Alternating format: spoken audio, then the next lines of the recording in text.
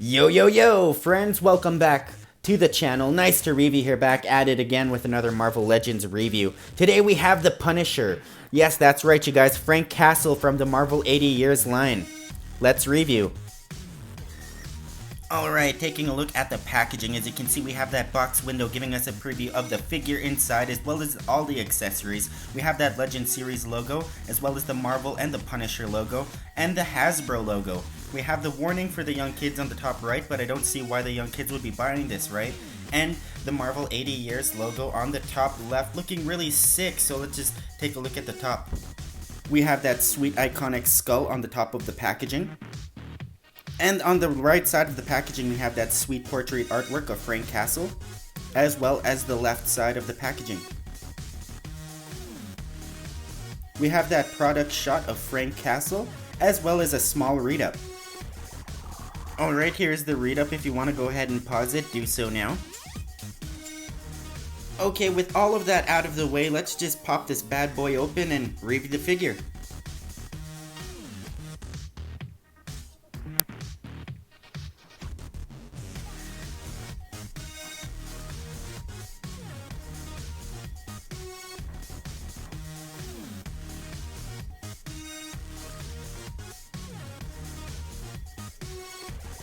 Boom! Here he is, out of the packaging, and I just have to say this is the exact same figure as the Netflix Punisher, with a few minor changes, but it looks really good for the most part.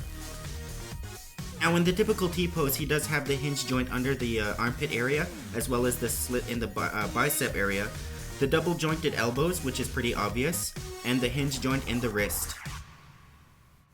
Now taking a closer look at that bicep slit, as you can see it swivels a 360 spin, very smooth articulation. We have the double jointed elbows, as well as that hinge joint in the wrist that I have mentioned before, giving it 5 points of articulation, very smooth articulation. Now taking a look at that shoulder spin, as you can see he can do the whole 360 spin with and without the jacket. A nice clean slit across the diaphragm area just above the nose of the skull, and a slit on the waist area, giving him that swivel left and that swivel right, but you can't do the 360 spin. But when you're talking about the waist, you can do that 360 spin once you remove the utility belt, which is removable and awesome, and you can just swivel his whole bottom half and top half. 5 points of articulation in the leg. We have that slit in the thigh, the double jointed knees, and the articulation joint in the ankle area, Also the pelvic area. And as you can see, the Punisher can do the splits about that far. He can also kick forward about that far. And kick back about that far. Not too far. We have that slit in the thigh area, giving him that 360 spin in both thighs. Now the thigh joints are pretty stiff, and you really have to... you really have to get some force in there. We have the ankle joints. He can go down about that much, and go high about that much. And let's not forget about that ankle pivot, a crucial part in every Marvel Legend figure, I think. Now this is just the Punisher without all of his gear, his utility belt, and his jacket. Boom! And that's him with all of his stuff on. But I personally think that he looks better without the small jacket. With all of the accessories in front of us, he does have a sniper rifle, an assault rifle with a grenade launcher attached to it, as well as a handgun and another head sculpt. Don't know the name of these guns though. Quick size comparison to the Netflix Marvel Legends Punisher, and there's not too many differences going on here. Where to start?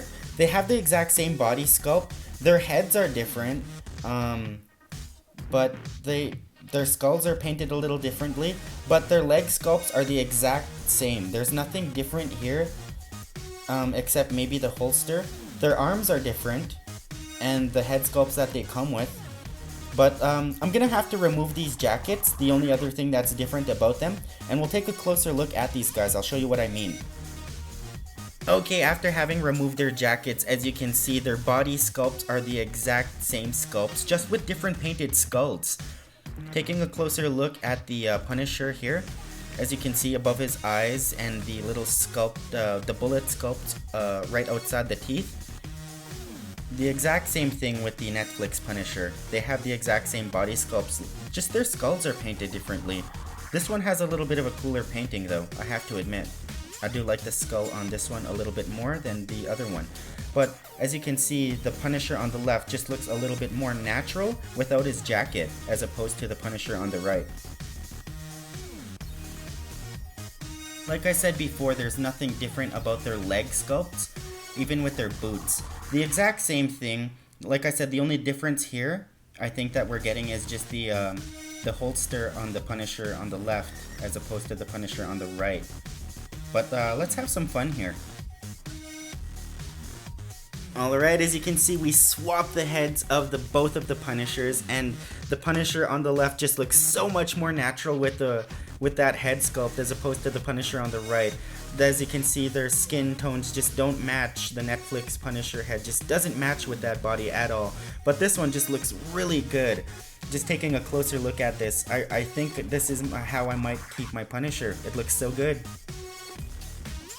Alright you guys, that's all the time I have for this video. I hope you guys liked it because I certainly like doing it. And if you did, hit that thumbs up, please subscribe, leave a comment if you will. You guys know the drill. I am out of here. Peace out.